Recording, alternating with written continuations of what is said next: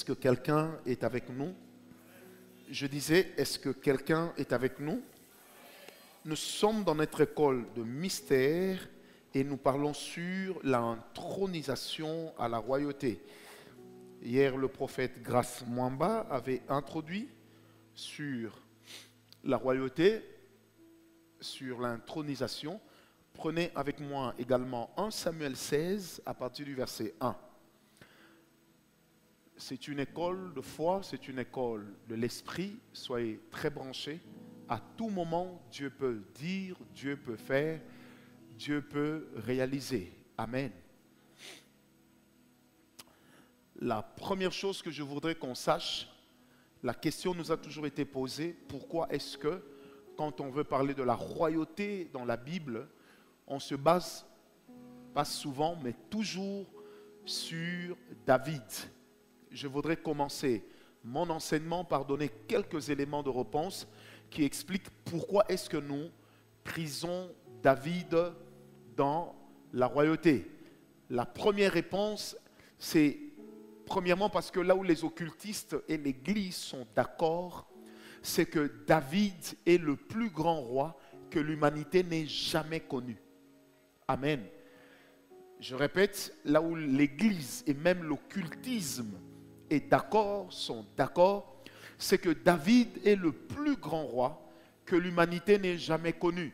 Aujourd'hui, si vous allez dans la Rose-Croix, vous allez dans les Illuminati, vous allez même dans la franc-maçonnerie, vous allez remarquer que d'ailleurs dans la Rose-Croix, leur signe pour un certain caste, c'est l'étoile de David. Amen.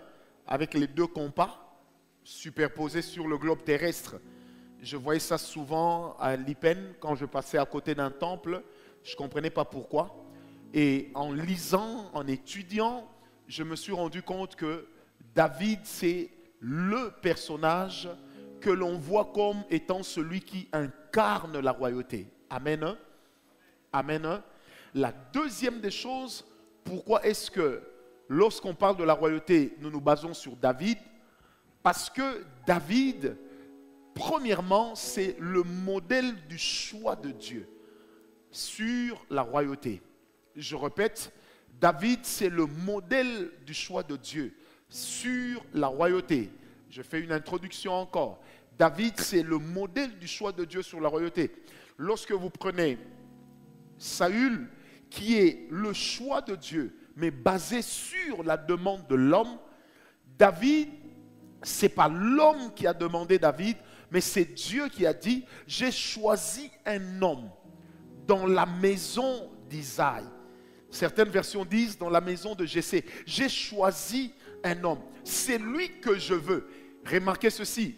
Lorsque Israël demande à Dieu Saül, Dieu dit, je vais leur donner un roi. Mais c'était avec un cœur triste, un cœur abattu. Mais lorsque Saül est rejeté dans 1 Samuel 15, l'Éternel dit ceci dans 1 Samuel 16, verset 1. Il dit à Samuel, jusqu'à quand vas-tu continuer à pleurer sur Saül? Je l'ai rejeté. Or, quand nous entrons dans la préscience de Dieu, on se rend compte que David avait été choisi par Dieu avant Saül. Est-ce que quelqu'un me donne un amen bien? Je répète, lorsqu'on lit la préscience de Dieu, David avait été choisi par Dieu avant Saül. Je m'explique. Quand vous prenez Genèse 49, lorsque Jacob est en train de bénir ses fils, il donne la royauté à Juda. Mais lorsque le peuple lui demande un roi, il va leur trouver un roi benjamite. Pourquoi est-ce que Dieu ne leur donne pas un roi selon Juda? Parce que simplement, Juda était le choix de Dieu sur l'ancêtre de la royauté, mais Benjamin était le choix de Jacob sur la royauté. Quelqu'un me comprend? Parce que lorsque vous lisez la vie de Jacob, vous allez remarquer que pour Jacob, deux enfants comptaient. C'était Joseph et Benjamin. Or, il a fait remplacer Joseph par Ephraïm et Manassé. Il lui restait qui? Benjamin. Voilà pourquoi lorsqu'on prend Saül comme étant roi d'Israël, on va jusqu'à demander à Saül de passer près du sépulcre de Rachel afin que spirituellement, le sang qui était en Saül puisse être identifié par rapport au sang qui était dans Sarah, dans, comment elle s'appelle? Dans Rachel, et Rachel qui était qui? La femme de Jacob. On me comprend? Donc il fallait des tournures, parce que Dieu se disait, je vous donne un roi selon votre choix. Mais quand mon roi à moi viendra, il sera différent. Est-ce que quelqu'un m'a donné un amen? Bien-aimé, certaines personnes ont dit, Dieu n'avait pas prévu pour Israël un roi. C'est faux. Dieu a prévu pour Israël un roi, tout comme Dieu a prévu pour chaque nation de la terre un roi. Il a dit dans 1 Samuel, dans Genèse 1, 26, créons l'homme à notre image afin qu'il domine. Une autre version dit afin qu'il règne. Et qui règne, c'est le roi. Quelqu'un me comprend? Et Dieu, parlant par la bouche de Jacob, lorsqu'il bénit ses fils, il dit parole de Jacob, parole d'Israël. Dès qu'il dit parole d'Israël, il sort de sa volonté pour entrer dans la volonté de Dieu. Et c'est en ce moment-là qu'il dit à Judas que de toi sortira le roi. Et une prophétie que Ésaïe va reprendre plus tard, ainsi que plusieurs rois, plusieurs prophètes pour dire ceci, le roi d'Israël devrait sortir d'où? De Juda. Donc David était la cartouche de Dieu, Saül était la cartouche de l'homme. Je voudrais dire ceci, l'une des choses qui détruit même les ministères aujourd'hui, qui détruit même l'exercice de la fonction de serviteur de Dieu ou de ministre de Dieu, c'est parce qu'aujourd'hui, nous avons beaucoup de serviteurs volontaires. Dans le service de Dieu, le volontariat est bon à un certain niveau. Mais le volontariat ne peut pas être bon pour établir des ministres de culte. Est-ce que quelqu'un m'a compris? C'est quand les gens sont des volontaires que vous remarquez que dans leur marche, ça boitille. Mais quand un homme représente le choix de Dieu, même quand ça boite, Dieu sait comment il va rattraper cet homme. Vous savez, je me suis toujours posé la question, pourquoi Saül a offert à l'Éternel un sacrifice, Dieu l'a rejeté, mais lorsque David l'a fait, Dieu a accepté. L'Église répond pour dire, parce que David avait l'onction royale et l'onction sacerdotale. C'est vrai, mais n'oubliez pas que celui qui nommait les sacrificateurs, c'était le roi. Amen. C'est comme ça que lorsque David deviendra roi, il va nommer lui aussi à son tour des sacrificateurs qui jouaient le rôle des prophètes. Quelqu'un me comprend? La vraie raison est simple. Une personne qui représente le choix de Dieu est une personne qui marche avec une garantie sécuritaire. C'est une personne qui marche également avec une forte probabilité de succès. Parce qu'une personne que Dieu a choisie, c'est d'abord une personne en qui Dieu s'est investi et a investi. Par conséquent, l'échec d'un homme choisi équivaut à l'échec de celui qui a porté le choix sur lui. Et le Dieu que moi je sers, c'est celui qui n'échoue jamais. Oh, donne-moi un amen bien. Je répète, le Dieu que moi je sers, c'est celui qui n'échoue jamais. Vous savez, quand vous étudiez la vie de David, c'est extraordinaire. Même lorsque Absalom le chasse du trône, David reste convaincu que je reviendrai. Qu'est-ce qui lui donne cette assurance? Est-ce que quelqu'un me comprend? Qu'est-ce qui donnait à David cette assurance?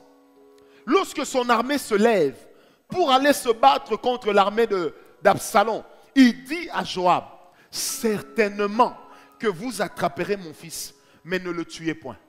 Ramenez-le-moi vivant. Qu'est-ce qui lui a donné cette assurance alors que Absalom avait détourné une bonne partie de l'armée? Mais qu'est-ce qui a dit à David que Absalom ne te vaincra pas? Parce qu'au fond de lui, David savait une chose, je n'ai pas prié pour être roi. Oh, donne-moi un amen. Je répète, David savait que je n'ai pas prié pour être roi. Ma royauté, c'est le choix de Dieu. Quelqu'un me donne un amen. Je répète, David n'a pas prié pour être roi. Je vais décourager certains. On ne prie pas pour être pasteur. On ne prie pas pour être prophète. On ne prie pas pour être apôtre. Ne confondez jamais le langage de la foi avec le langage de l'envie. Généralement, nous envions des gens pour des fonctions pour lesquelles Dieu ne nous a pas appelés. C'est pourquoi nous nous lançons dans des concurrences, dans des parlottes. Pourquoi? Parce que simplement, nous n'avons pas encore réalisé, si je suis le choix de Dieu, en quoi est-ce que Dieu m'a élu? J'aimerais dire à une personne, on peut empêcher un homme d'arriver là où il veut, mais on ne peut pas empêcher un homme d'arriver là où Dieu l'a programmé. Bien-aimé, j'aimerais le dire avec foi. Lorsque le programme de Dieu s'exécute dans la vie d'un homme, c'est pire que les liens sataniques. Si le diable peut détruire la vie d'une personne parce que ayant jeté sur lui son dévolu méchant, retenez ceci: un homme qui a été choisi par Dieu, même si vous fermez en bas, Dieu ouvrira en haut. Si vous fermez à droite, Dieu ouvrira à gauche. Si vous fermez à gauche, Dieu ouvrira à droite. Si vous fermez partout, il va disparaître. Est-ce que quelqu'un est avec moi?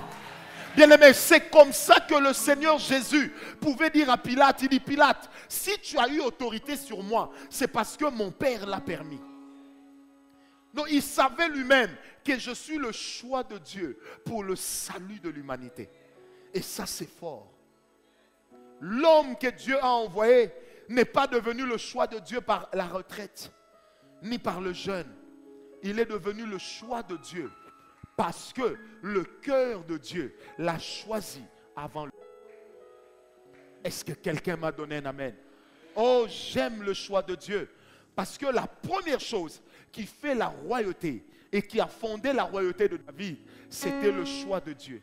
J'aime bien ce que David dit dans le psaume. Il dit, je n'étais... Allez, il explique pour dire, j'étais l'enfant qu'on utilisait pour paître les troupeaux. Et il sort une phrase pour dire, je n'étais même pas l'enfant de la maison. Quelqu'un me comprend?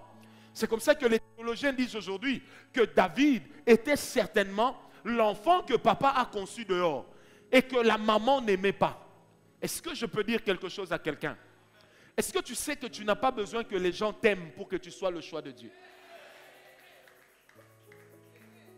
Mes amis, nous sommes dans une école de mystère. Je vais vous dire les choses crues. Ce n'est pas parce que les hommes vous acclament que Dieu vous accepte. Non. Je répète, ce n'est pas parce que les hommes vous suivent que Dieu est avec vous. Les hommes peuvent vous suivre pendant que Dieu n'a laissé en vous qu'un parfum. Lui-même n'est plus là. C'est pourquoi la Bible dit, Dieu ne se répand ni de ses dons, ni de ses grâces. Quelqu'un me comprend? On peut ne pas être le choix de Dieu, réussir. Je me suis toujours posé cette question. Mais lorsque Jésus parle à ses disciples, il leur dit, dans les derniers temps, au jour du jugement dernier, il y en a qui diront, mais maître, nous avons fait marcher les paralytiques en ton nom, nous avons fait voir les aveugles, nous avons fait ceci, fait cela. Il dit, vous savez, la phrase est terrible. Il dit, je leur répondrai, éloignez-vous de moi, car je ne vous ai jamais. Le jamais, c'est un adverbe de temps. Amen. C'est un adverbe de temps et qui est absolu. Donc, jamais veut dire, Atana crèche, il t'a jamais connu. Mais j'ai toujours dit, Seigneur, si tu ne l'as pas connu, pourquoi tu as accepté qu'il travaille en ton nom? Et c'est là que la Bible dira, vous entendrez également des bruits, des faux bruits, lorsqu'on vous dira, il est à gauche, il est à droite. Et Jésus voulait s'adresser à une église mature pour leur faire comprendre une chose. En tant qu'église, c'est la relation avec Dieu qui compte. Nos résultats, j'aimerais vous le dire, si vos résultats ne sont pas et ne reflètent pas la réalité de votre relation en secret avec Dieu, vous êtes déjà en train de perdre l'onction. Ça veut dire, si tu vis dans l'impureté, que Dieu continue à t'utiliser, ça veut peut-être dire, l'onction que tu sors, c'est tout ce que tu avais pour ta destinée. C'est pourquoi tu es fort, pas parce que Dieu t'a oint fortement, mais parce que tu utilises la provision de la vie. Et il y a des gens qui tombent dans l'épuisement spirituel parce qu'ils utilisent la provision de 40 ans pendant 2 ans. Oh, donne-moi un amen. Je répète, il y a des gens dans le monde spirituel qui peuvent utiliser la provision de leur onction de 40 ans en 2 ans. C'est pourquoi, bien-aimé, un jour je priais, le Seigneur m'a dit, dis au peuple qu'il ne soit pas pressé d'exercer, mais qu'il soit pressé d'apprendre. Celui qui n'a pas grandi dans le secret, même s'il devient grand devant les hommes, les scandales ne seront jamais loin. Oh, donne-moi un amen. C'est pourquoi, bien-aimé, le roi, c'est d'abord le choix de Dieu. La royauté, c'est le choix de Dieu. Et quand nous parlons de l'intronisation à la royauté, l'intronisation, ça veut dire on porte quelqu'un sur le trône. Et le trône sur lequel on porte la personne, ce n'est pas un trône qui a été établi par l'homme, mais c'est un trône invisible qui a été établi par Dieu. Et le trône représente toute position de supériorité par rapport aux autres. Le trône représente toute position qui permet à ce que les décisions prises puissent peser sur un grand homme, un grand nombre. Est-ce que quelqu'un me comprend? Qui veut simplement dire que là où il y a le choix de Dieu, il faut qu'il y ait la conscience de l'homme. Quand on ne réalise pas le choix de Dieu, il y a un problème. Bien-aimé, le problème n'a jamais été le choix de Dieu. Parce que l'Éternel lui-même dit ceci à Jérémie, dans Jérémie 1, verset 5, il dit, « Avant que tu n'aies été conçu comme le plus petit atome dans le ventre de ta mère, je te connaissais. » Ça veut dire, moi Dieu, je t'avais choisi. Maintenant Dieu ajoute, lève-toi, prends courage. Quelqu'un me comprend? En fait, il fait comprendre à Jérémie, le problème ce n'est plus moi, mais le problème c'est toi. Qu'est-ce que tu fais du choix que Dieu a porté sur toi? Bien-aimés, je ne sais pas si vous le réalisez, nous sommes une génération des privilégiés. Non, je vous dis, nous sommes une génération des privilégiés. La Bible dit clairement que même les prophètes de l'Ancien Testament ont envié d'être à notre époque. Mais nous qui sommes à notre époque, nous commettons des choses, nous faisons des choses que eux n'ont jamais voulu faire parce qu'ils avaient cette crainte. Quelqu'un m'a compris. La royauté, l'intronisation commence d'abord lorsque Dieu porte sur vous son choix. Et le choix de Dieu est toujours bâti sur certains points que je m'en vais donner maintenant. Quand Dieu porte son choix sur quelqu'un, retenez une chose. Premièrement, le choix de Dieu ne dépend pas de l'homme. Donne-moi un amen. Le choix de Dieu ne dépend pas de l'homme. Moi, j'ai toujours dit, si le choix de Dieu dépendait de l'homme, des gens comme moi, je ne pouvais pas être qualifié pour prêcher l'évangile. Bien-aimé, c'est comme l'histoire de David. Lorsque le prophète Samuel est arrivé chez lui, qu'est-ce qui s'est passé? On a fait passer les enfants. J'aime bien la Bible dit, lorsqu'on a fait passer Abinadab, il était le plus grand, il était le plus âgé, il était beau. Mais l'Éternel dira, je ne regarde pas ce qui frappe l'œil. Quelqu'un m'a compris. J'aimerais encore dire à une personne, le choix que Dieu porte sur toi, ça ne dépend pas de la famille de laquelle tu es issu. Même si tu es issu de la famille la moindre, Dieu peut porter sur toi le choix d'être le roi sur les riches. Et j'aime la RDC, mon pays. Parce que par l'histoire de ce pays, l'Éternel même nous apprend que nous sommes dans un pays prophétique. Dieu porte le choix sur un homme. Peu importe ce que les autres disent, le choix de Dieu s'accomplira. Oh, est-ce que quelqu'un m'a donné un amen? Bien-aimé, si je suis la représentation du choix de Dieu, ça veut dire, même si ma famille murmure, même si ma famille va travailler pour m'envoûter, personne ne peut arrêter le choix de Dieu. Et tant que je représenterai le choix de Dieu, je finirai par atteindre le but pour lequel le Seigneur m'a créé, pourvu que je sois conscient. Est-ce que quelqu'un m'a donné un amen? Je répète, la première des choses dans le choix de Dieu, c'est que le choix de Dieu ne dépend pas de l'homme. Ça ne dépend que de qui? De Dieu. Ce n'est pas parce qu'aujourd'hui, les gens te regardent comme si tu n'étais rien que Dieu t'a rejeté. Amen. Ce n'est pas à cause de cela. Car là où il y a le choix de Dieu, même si les gens complotaient contre toi, Dieu à son tour va comploter pour ton succès. C'est pourquoi la Bible dit, quand il approuve les voies d'un homme, il rend favorable même ses ennemis. Ça veut dire quoi? Pendant que eux complotent pour que tu échoues, Dieu aussi complote pour que tu réussisses. C'est pourquoi la Bible dit, ils te feront la guerre, mais ils ne te vaincront point. C'est le choix de Dieu qui compte. Dans Romains 9, à partir du verset 13, vous descendez jusqu'au verset 23, la Bible parle du choix de Dieu sur Jacob. La Bible dit, j'ai aimé Jacob, j'ai haï Ésaü. Dira-t-on que Dieu est injuste? Non. J'aime bien ce que la Bible dit. Mais Dieu fait grâce à qui? Qui? Mais quand Dieu a détesté Ésaü, qu'est-ce qu'Ésaü avait fait? La Bible dit ceci. Rebecca avait reçu la prophétie que 2 nations se battent dans ton ventre. Le premier sera assujetti au second. Mais quand Dieu dit cela, il n'y a ni le premier ni le second. Et pour un père de famille, le premier succès qu'on rêve d'avoir dans la vie, c'est toujours avec nos fils aînés. Amen. Quand je parle à ma fille aînée, je lui dis toujours, ma fille, demain papa peut ne plus être là. Mais il faut que tu sois l'exemple pour tes frères et ta sœur. Il faut qu'en toi, il trouve une personne qui soit responsable. Parce que tout père rêve d'avoir un fils aîné qui soit responsable et qui soit capable de le remplacer. C'est comme ça que le frère Isaac avait aussi cette pensée. Qu'avant que je ne meure, je prendrai ma bénédiction, je la donnerai à qui? À mon fils aîné.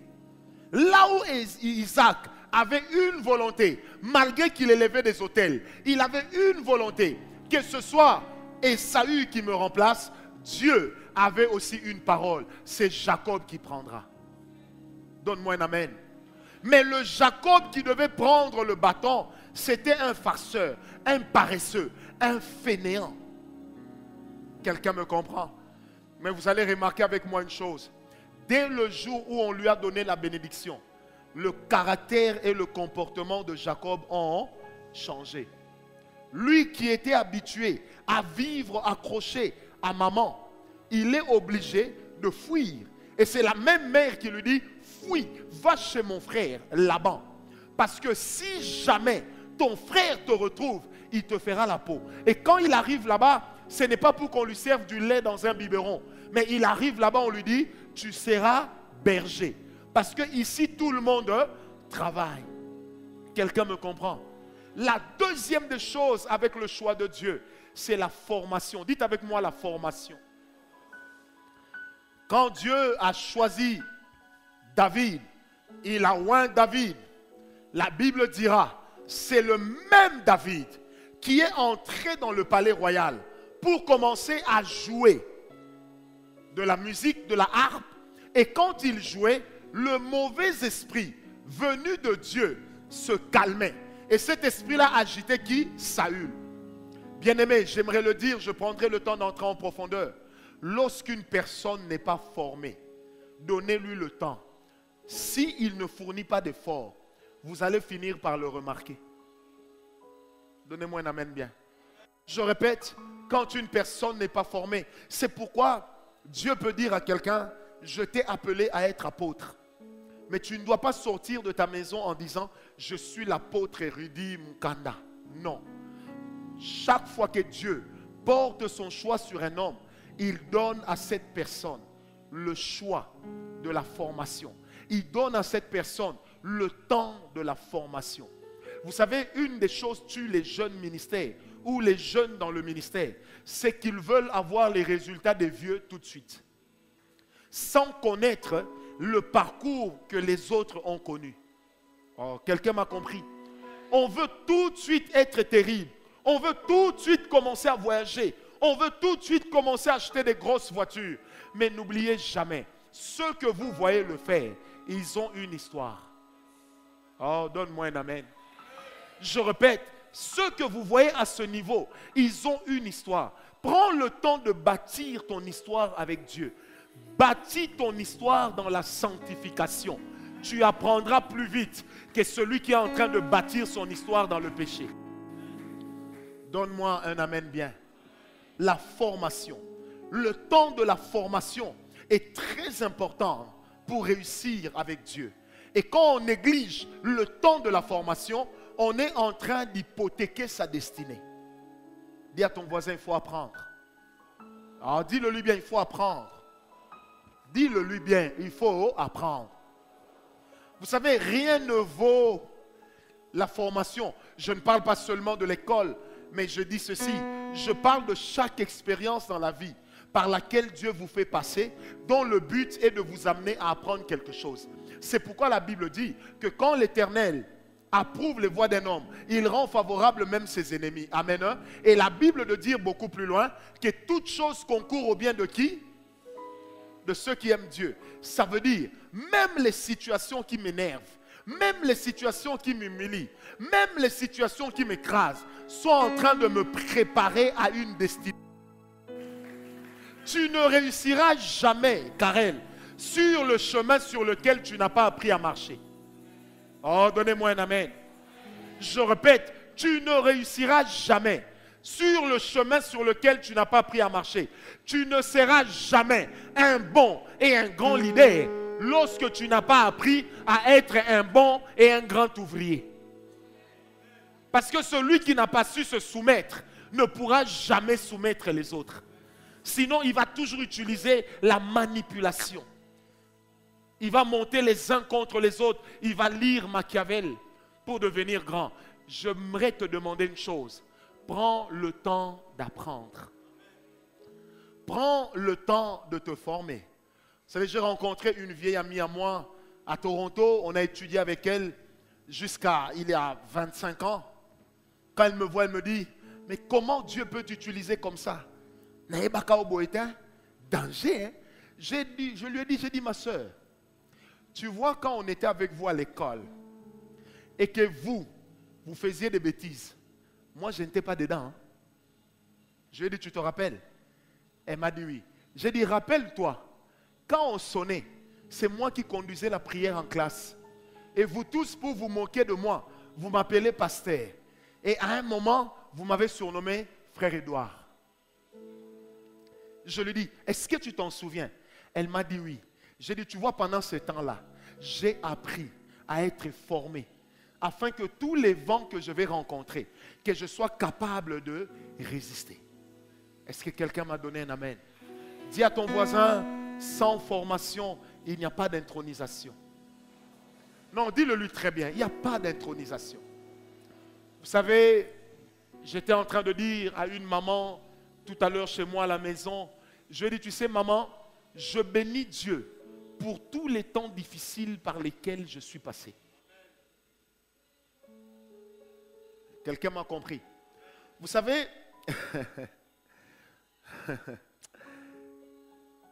le temps durant lequel tu pleures, c'est le temps durant lequel Dieu te forme.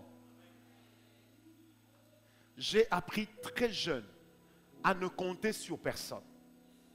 J'ai appris très tôt à ne même pas compter sur mon père. Un jour, j'ai prié Dieu. Le Seigneur m'a dit exactement ceci. Si tu n'apprends pas à dépendre de moi, tu ne seras jamais l'homme que je t'ai montré dans la vision.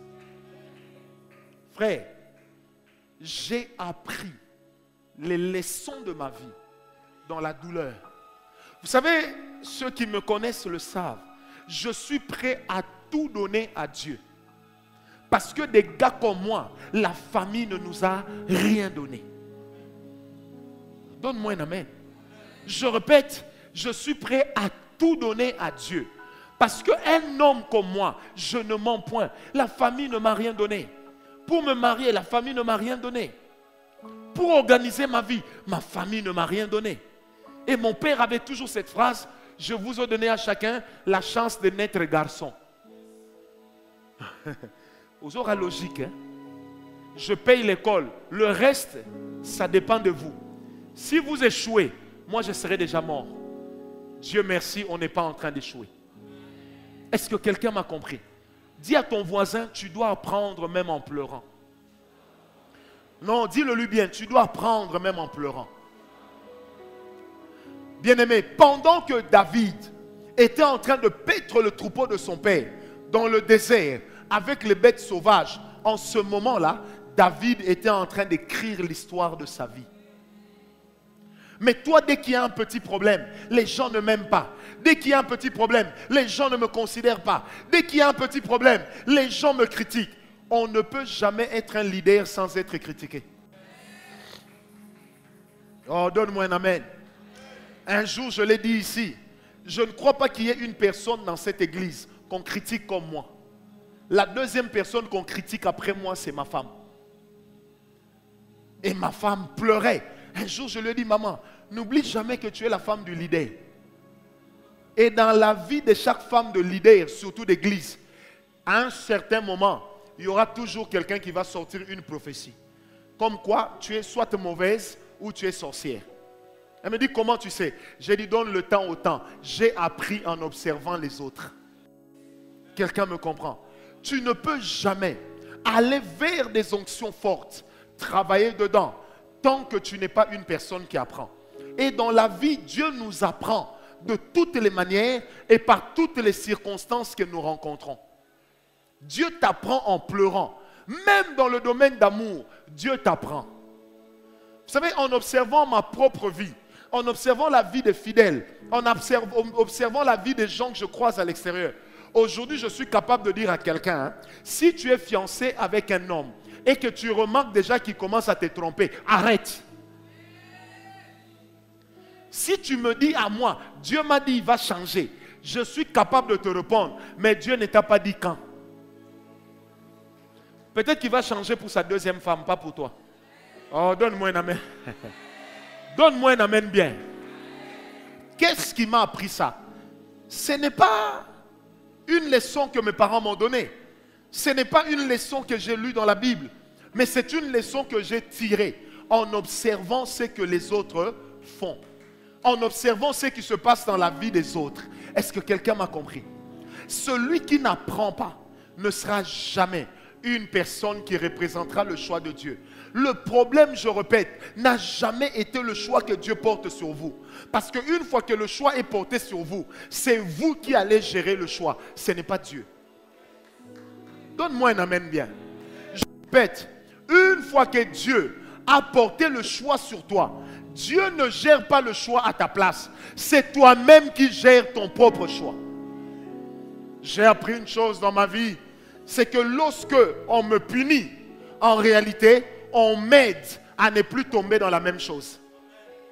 On ne me punit pas pour m'humilier. Et même si c'est une humiliation qui me forme à ce que demain, je puisse affronter n'importe quoi, n'importe qui. Oh, donne-moi un amen bien. Ça veut dire que j'ai conditionné ma tête comme ça. J'ai conditionné ma tête de sorte que les coups peuvent venir de partout.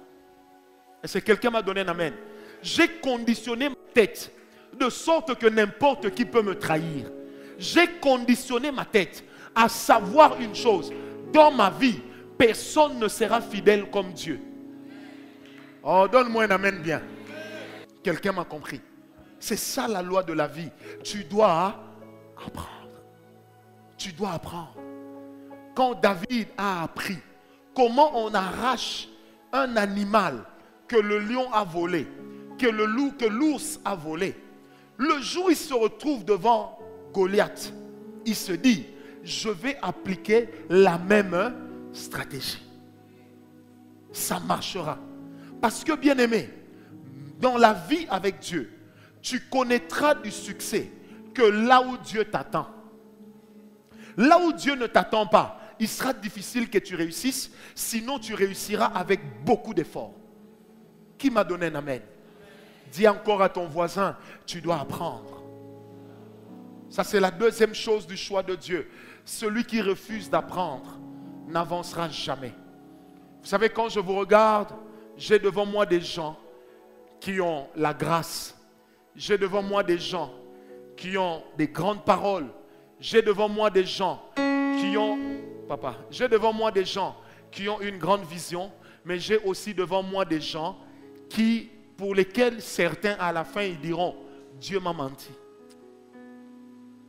Dieu peut te dire, cette année tu vas te marier. Sache-le, Dieu n'ira pas prendre un homme, le mettre dans tes bras et lui dire, malgré ton mauvais caractère, qu'il te supporte et qu'il t'épouse. Dieu peut amener un homme vers toi. C'est le choix de Dieu. Ton caractère peut chasser le choix de Dieu.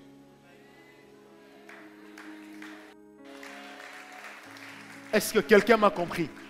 Et ça aussi, j'ai appris en observant la vie. Amen. Quand deux personnes se mettent ensemble, selon l'ainsi dit l'Éternel, le jour où ils se séparent, l'une des personnes garde la grâce, l'autre doit partir sans rien. J'ai aussi lu ça dans la Bible. J'ouvre une parenthèse, jeunes gens. N'ayez pas l'habitude, quand tu aimes une sœur, de lui dire, allons faire une alliance. Les fiançailles, ce n'est pas une alliance. Non, on est en train de bâtir un hôtel pour notre mariage. Attendez de vous marier, ensuite venez bâtir l'hôtel. Ne vous liez pas à une personne avec qui Dieu ne vous a pas lié. Sinon, le jour où la personne se détachera de vous, elle risquera d'emporter une partie de ce qui vous appartient. Est-ce que quelqu'un comprend? C'est pourquoi dans la vie, il faut acclamer Dieu pour tes échecs. Banza, si tu n'avais pas connu des échecs, tu ne serais pas tombé sur Grady. Acclame Dieu toi-même seulement. Voilà. Est-ce que quelqu'un m'a compris? Tu dois apprendre. Et à l'école de Dieu, c'est une école qui passe aussi par des échecs. C'est une école qui passe aussi par des temps difficiles. C'est une école qui passe également par la trahison. C'est une école qui passe également par des critiques, par des humiliations, par des médisances. Un jour, l'apôtre Paul écrivant, il dit ceci: je porte sur mon corps les marques de mon apostolat. Ça veut dire, je ne suis pas devenu un apôtre bombardé des hommes comme Matthias. Mais moi, je suis un apôtre choisi par Dieu. Et comment il introduit? Il dit, moi Paul, apôtre de Jésus-Christ, non selon la volonté des hommes, mais selon la volonté de qui? Je prie Dieu ce soir que tu sois ce que tu es à cause de la volonté de Dieu et non pas à cause de la volonté des hommes. Alors lorsque les hommes vont se déployer pour t'arrêter, Dieu va se déployer pour t'élever. Oh, donne-moi un amen. Acclame très bien le Seigneur. Alléluia. Alléluia. Je ne sais pas pourquoi, depuis la maison, le Seigneur insistait que je vous le dise en toute simplicité. Ne te lasse pas d'apprendre. Est-ce que vous savez que les dons spirituels n'apprennent rien à l'homme? Donnez-moi un amen. Est-ce que vous savez que les dons spirituels n'apprennent rien à l'homme? Mais pour bien utiliser les dons, il faut apprendre. Oui. J'ai dit, hein? Pour bien utiliser les dons, il faut apprendre. Vous savez, un jour, j'ai fait une consultation prophétique dans une salle qu'on avait louée dans un pays. Il y a un monsieur qui est entré avec sa femme. Il commençait à prophétiser sur le monsieur. Dieu me dit clairement que le gars ici, tel que tu le vois, il a le sida. Et il l'a attrapé chez sa troisième femme. Et Dieu me dit encore, c'est un aventurier. Et sa femme qui était là m'a déjà sorti une phrase avant que je ne parle. Elle m'a dit, je suis venu avec mon mari parce que pour vous dire la vérité, prophète, je suis fatigué de lui. J'ai déjà compris. Si seulement je sors cette phrase, cette femme va quitter son foyer avec une conscience tranquille. Qu'est-ce que j'ai fait? J'ai dit au papa, papa, est-ce que je peux vous revoir dans 30 minutes seul? Dieu me l'a mis à cœur. La dame est partie. Lui, il est revenu. Et quand on a parlé, il m'a dit ceci. Si tu avais dit ça devant ma femme, jamais je ne me serais relevé, tu allais détruire mon foyer. Quelqu'un me comprend? Cette sagesse-là, ce n'est pas le don qu'il enseigne, mais c'est l'esprit qui l'enseigne. Amen. Et l'esprit te l'enseigne comment? Soit en observant les autres, soit en observant tes propres échecs. Parce que celui qui ne tire pas leçon de ses propres échecs est pire qu'un orgueilleux. Tu dois tirer leçon de tes propres échecs.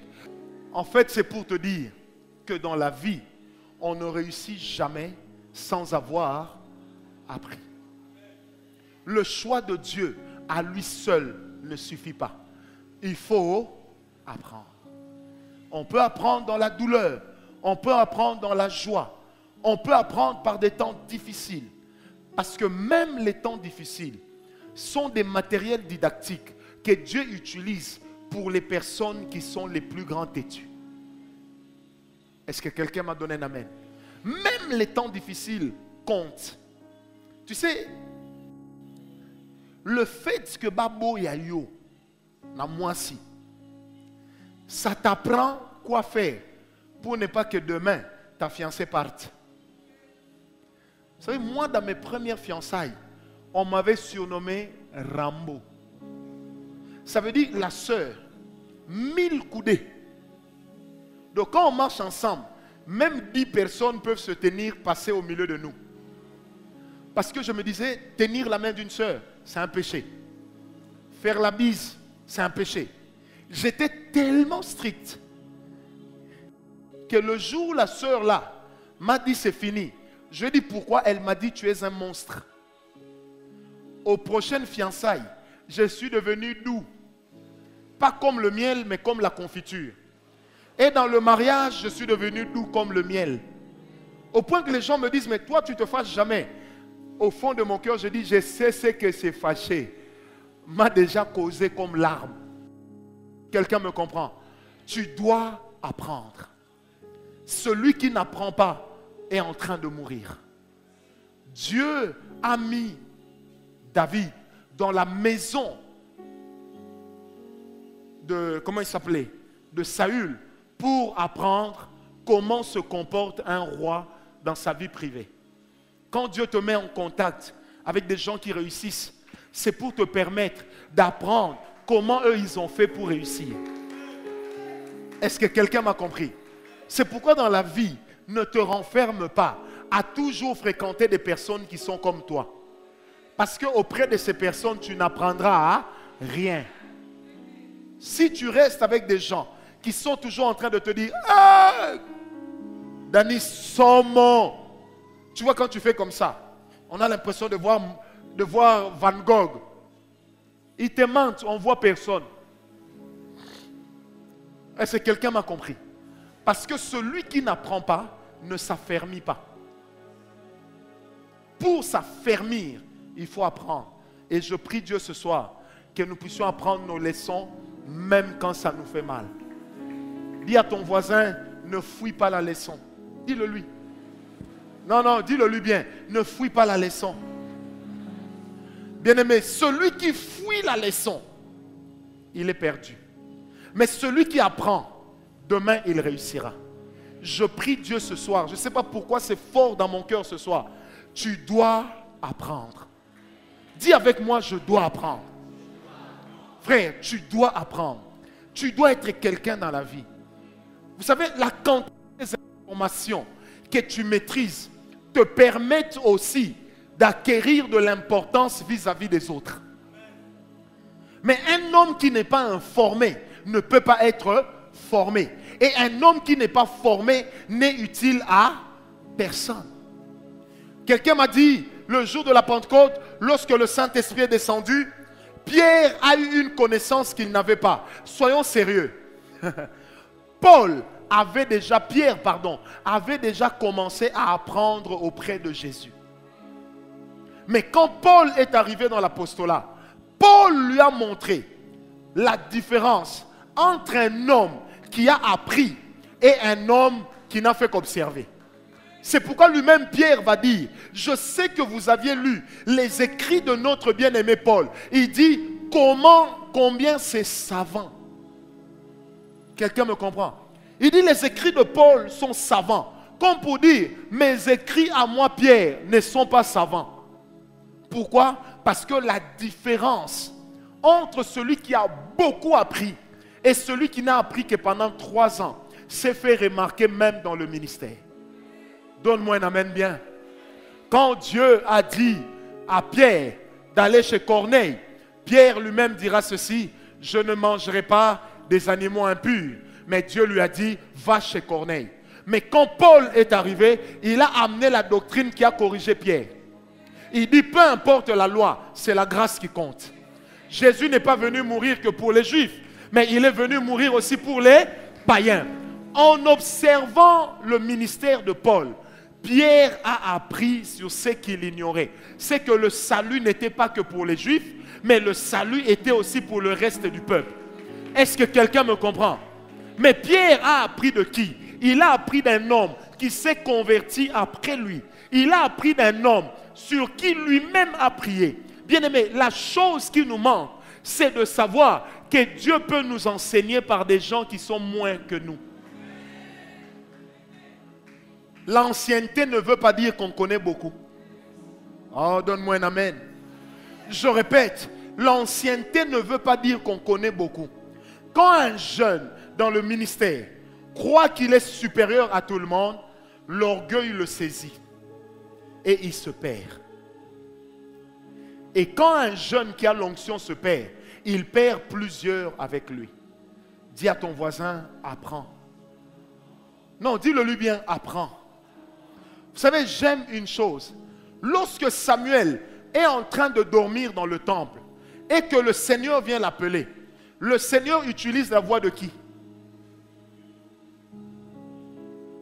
Pourquoi Dieu utilise la voix de Élie? Pourtant, Élie était un homme que Dieu avait déjà rejeté. 2 fois, Samuel vient chez Élie. Il dit, Père, me voici. Et Élie comprend que pour que Dieu parle au Fils, il utilise la voix du Père. Est-ce que je peux vous dire quelque chose?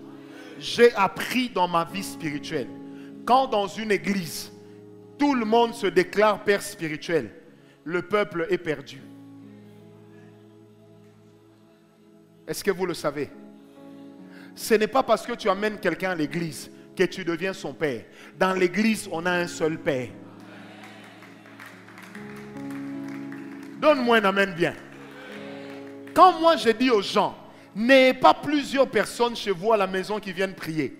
Parce que moi-même j'ai fait l'expérience. J'ai vu comment des familles ont été détruites. À cause du fait que tel pasteur vient, il donne telle prophétie. Tel prophète vient, il donne telle prophétie. Tel apôtre vient, il donne telle prophétie. Il faut qu'il y ait un qui soit capable de canaliser.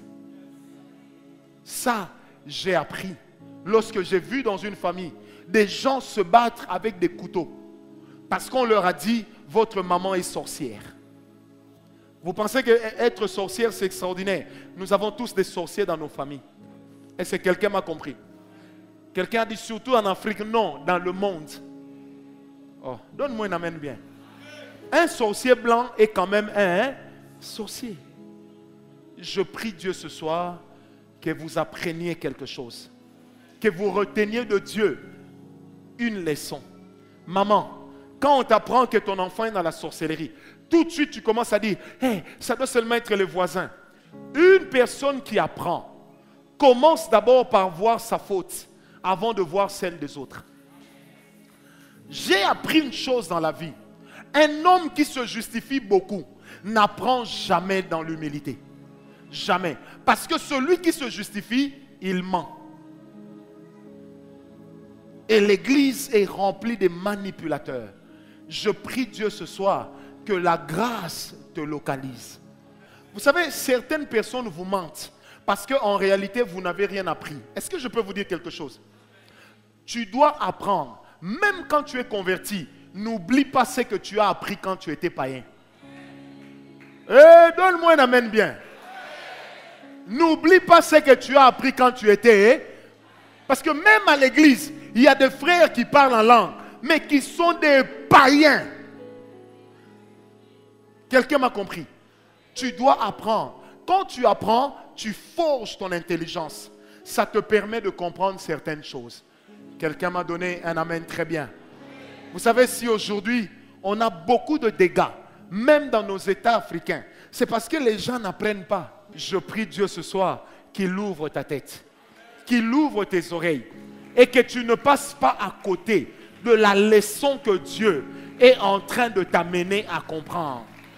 Tu dois apprendre et Dieu te bénira. Bien-aimé, tout le monde ne sera pas apôtre, tout le monde ne sera pas prophète, tout le monde ne sera pas pasteur, mais tout le monde en Dieu a la possibilité de réussir. Et tu ne peux pas réussir tant que tu n'as pas une intelligence renouvelée. Tu dois avoir la sagesse, tu dois avoir l'intelligence. Je prie Dieu et il me l'a dit, qu'il mette plusieurs personnes dans l'école de la sagesse. Qu'il te mette dans l'école de la sagesse. Que le Saint-Esprit te parle comme une mère parle à son enfant. Que le Saint-Esprit te guide comme un père guide son enfant. Tu as le potentiel de réussir. Tu as la grâce de réussir. Mais accepte d'apprendre. Derrière le lion, derrière l'ours que David avait rencontré dans le désert, se cachait l'identité de Goliath. Derrière les défis que tu rencontres aujourd'hui, sont en train de te cacher les échelles qui t'amèneront. Oh, donne-moi un amen. Même en pleurant, apprends. Est-ce que quelqu'un m'a compris? Je répète, même en pleurant, fais quoi? Apprends.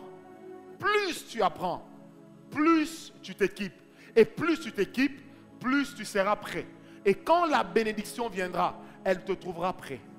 Vous savez, nous disons tous, Seigneur, donne-moi l'argent.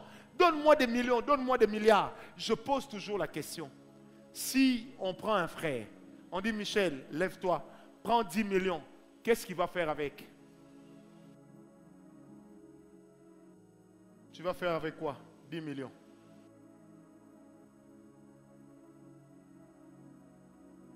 Fait. Il y a pas poussou. Qu'est-ce que fait? Je vais vous expliquer comment raisonne un homme qui n'a pas appris et qui est quinois. J'ai 10 millions. La dernière des choses à laquelle il va penser, c'est la dîme. En réalité, il ne va pas payer. Première des choses qu'il va penser faire, changer l'aspect. Va sentir. Vrai ou faux? Deuxième chose qu'il va faire, tchétcheski. La musique. Vrai ou faux? Troisième des choses qu'il va faire, Palestine à gare, piscine, manine. Quelqu'un me comprend?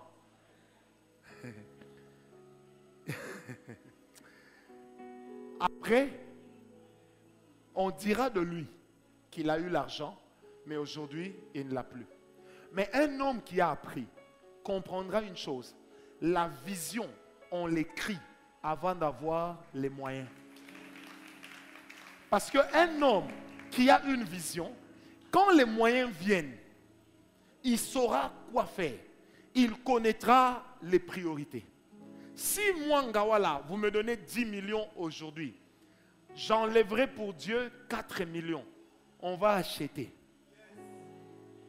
On va casser. On va construire. Pendant ce temps, je serai en retraite d'incubation. Vous savez ce que ça signifie? Je vais aller prier pour m'habituer à l'argent. Parce que je n'ai vu ça qu'à la télé. Est-ce que vous savez que quelqu'un qui vient de toucher beaucoup d'argent nouvellement, c'est comme une personne qui vient de se marier. On ne lui donne pas le micro. Vous savez pourquoi un homme qui vient de se marier, on ne lui donne pas le micro? Parce que tout son message, il va finir par dire, le mariage c'est bon. Hein? Mais s'il est tombé sur une mauvaise femme, vous lui donnez le micro, ça sera, ah frère, réfléchissez avant de vous marier. Vous ne savez pas ce que nous autres on voit. Tu n'as qu'une semaine, mais tu vois hein, quoi? Quelqu'un me comprend? Et une personne qu'on bénit comme ça avec 10 millions. Si vous lui donnez le micro, à un moment, il va dire, les amis, l'argent c'est bien. Est-ce que tu as des problèmes? Frère, vois-moi à la fin. Vos petites requêtes là, je ne veux plus entendre ça. Vrai ou faux? C'est quand on n'a rien appris. Dis à ton voisin, écris ta vision. Non, dis-le lui bien, écris ta vision. Un homme qui a une vision, une personne qui a des rêves, quand les moyens viendront, il sait où rediriger ses moyens. Tu dois apprendre. Et je prie Dieu ce soir que le Seigneur ouvre les oreilles, qu'il ouvre la tête d'une personne, qu'il ouvre également l'esprit d'une personne, afin que tu sois capable non seulement d'entendre, non seulement de comprendre, mais aussi et surtout de garder. Et j'aimerais te dire de la part de Dieu, tu n'échoueras pas. Oh, donne-moi un amen bien. Je répète, tu n'échoueras pas. J'ai dit, tu n'échoueras jamais. Tu ne vas pas échouer. Parce que tu n'es pas né pour échouer. Tu es né pour réussir. Et Dieu t'enseignera. Peu importe les temps, peu importe les situations, peu importe les circonstances. Je prie le Dieu des cieux ce soir, que chaque chose qui arrive dans ta vie te rapproche de la grâce de Dieu. L'Éternel dit à Israël, nous sommes dans Jérémie, il dit, si tu cours avec les hommes et qu'ils te fatiguent, que feras-tu le jour où tu devras courir avec les chevaux devant les rives orgueilleuses du Jourdain? Bien-aimé, j'aimerais dire à quelqu'un qui me suit, les défis que nous avons maintenant sont des petits défis. Oh, donne-moi un amen bien. Ce sont des petits défis. Mais c'est derrière plusieurs petits défis que le Seigneur nous donne le caractère pour des grands défis. N'attends pas que ce qui est grand arrive pour voir comment tu réagiras. Réagis positivement dans ce qui est petit. Et quand ce qui est grand viendra, tu l'affronteras avec grâce. Je prie Dieu ce soir et je te condamne à la réussite. Je te condamne au succès. Ton mariage n'échouera pas parce que tu sauras qui mettre dedans. Tu sauras avec qui organiser cela. Tu ne vas pas échouer dans le mariage parce que simplement tu ne vas pas épouser n'importe qui. Oh, donne-moi un alléluia bien. Les hommes pourront t'insulter. Les hommes pourront dire ce qu'ils veulent. Mais toi qui as appris, tu sauras toujours par où sortir la tête de l'eau. L'Esprit de Dieu me parle. Quand j'étais à la maison, il m'a dit, Francis, il y a plusieurs personnes dans l'église sur lesquelles je suis en train de déverser une onction royale. Mais ces personnes doivent comprendre, l'onction royale est déversée sur la tête, la connaissance est déversée dans la tête. Quelqu'un m'a compris? Il faut que la connaissance qui est dans la tête rejoigne la connaissance qui est sur la tête. Alors tu réussiras. Je prie Dieu ce soir que tu réussisses. Je te condamne à réussir. Peu importe ce que les gens feront, peu importe ce que les gens diront, ta vie ne dépend pas d'eux. Tu n'es pas tributaire de leur avis, mais tu es tributaire de la vie de Dieu. Donne-moi un amen bien. Oh, j'étais en train de dire, donne-moi un amen bien. Dis à ton voisin, la connaissance dans la tête. Dis-lui ça. Maintenant, dis-lui l'onction sur la tête. Je réussirai. Je te vois déjà en train de réussir. Je dis, je te vois déjà en train de réussir. Si quelqu'un t'a fait tomber en faillite, le jour où tu vas te relever, ne prends plus la même personne pour lui confier des responsabilités. Vrai ou faux? Si tu as investi dans un domaine, ça n'a pas marché. La prochaine fois que tu veux investir dans le même domaine, rassure-toi d'avoir appris comment faire pour que ça marche. Et si tu n'as rien appris, va investir ailleurs. Est-ce que quelqu'un m'a compris? On ne peut pas aller vers l'intronisation sans l'intelligence et sans la sagesse. Ce soir, j'appelle cela une école de la sagesse et une école de la connaissance. Quand il n'y a pas de connaissance, il n'y a pas de sagesse, même l'onction, tu vas la gaspiller. Je prie le Seigneur que je sais dans mon esprit qu'il t'accorde de réussir. J'ai dit qu'il t'accorde de réussir. Qu'il t'accorde de réussir. Si tu es appelé au ministère, même si tu passes par des temps difficiles, Dieu ne t'a pas oublié. Apprends dans le silence. La Bible déclare, j'attends dans le silence l'intervention de Dieu. J'attends de toi. Très peu de personnes, quand elles passent par des moments difficiles, acceptent d'apprendre.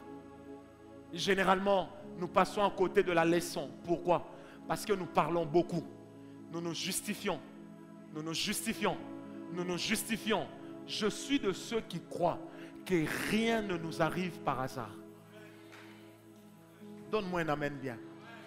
Je suis de ceux qui croient que rien ne nous arrive par hasard.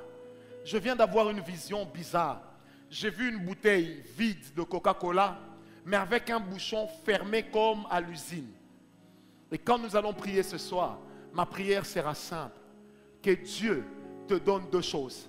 La première, qu'il fasse sauter le bouchon. La deuxième, qu'il te donne l'idée qui te fera réussir. Est-ce que quelqu'un m'a compris? Oh, j'ai envie de le dire. Dis à ton voisin, apprends. Non, dis-le lui bien, apprends. Yebi, ça est bien, apprends. Qu'est-ce que tu as déjà appris? Pour gérer le mystère, il faut apprendre comment gérer les mystères. Celui qui ne sait pas gérer le mystère, même quand on va lui confier un mystère, il ne saura pas quoi en faire. L'intelligence n'est pas un esprit, c'est une capacité. La connaissance n'est pas un esprit, c'est une capacité. Quelqu'un m'a compris. Je répète, l'intelligence n'est pas un esprit, c'est une capacité. L'intelligence et la sagesse ne sont pas des esprits, ce sont des capacités. Des capacités derrière lesquelles l'homme est capable de courir. Derrière lesquelles l'homme est capable de marcher. Que le Seigneur, en t'amenant dans son école, t'amène à comprendre les choses, à réfléchir différemment, à agir différemment. Parce que tu es appelé à réussir. Et ici à la parole de foi, nous ne sommes pas nés pour échouer. Les échecs sont temporaires. Les échecs sont des temps durant lesquels Dieu nous donne des leçons pour réussir toujours. Quelqu'un m'a donné un amen.